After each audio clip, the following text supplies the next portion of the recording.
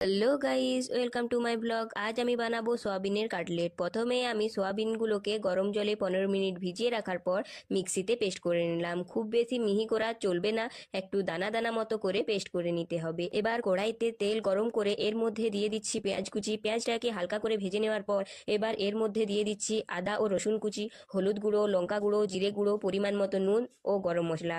মশলাটাকে ভালো করে মিশিয়ে নেওয়ার পরই আমি দিয়ে দিচ্ছি পেস্ট করা সয়াবিনটাকে। এরপর সয়াবিনটাকে ভালো করে মশলার সাথে মিশিয়ে নিতে হবে। মশলাটাকে ভালো করে 1 মিনিটের মতো মিশিয়ে নেওয়ার পর আমি একটা সেদ্ধ করা আলু এর সাথে মিশিয়ে দিচ্ছি। তারপরে আমি তৈরি করে নিলাম সয়াবিনের পুরটা। এরপরই আমি কাটলেটগুলো তৈরি করে নিলাম। এখন আমার সব কাটলেটগুলো তৈরি হয়ে গেছে। এখানে আমি নিয়ে নিয়েছি দুটো ডিম। এর মধ্যে দিয়ে দিচ্ছি একটু নুন, আর নুনটা দিয়ে ডিমটাকে একটু গুলে নিতে হবে। এরপর একটা কাটলেট নিয়ে ডিমের গোলায় ডুবিয়ে বিস্কুটের গুঁড়ো মাখিয়ে তেলে ভেজে নিতে হবে। আর এখন আমার সব কাটলেটগুলো ভাজা হয়ে গেছে। এবার আমার কাটলেট তৈরি হয়ে গেছে। তোমাদের যদি ভিডিওটা ভালো লেগে থাকে তবে অবশ্যই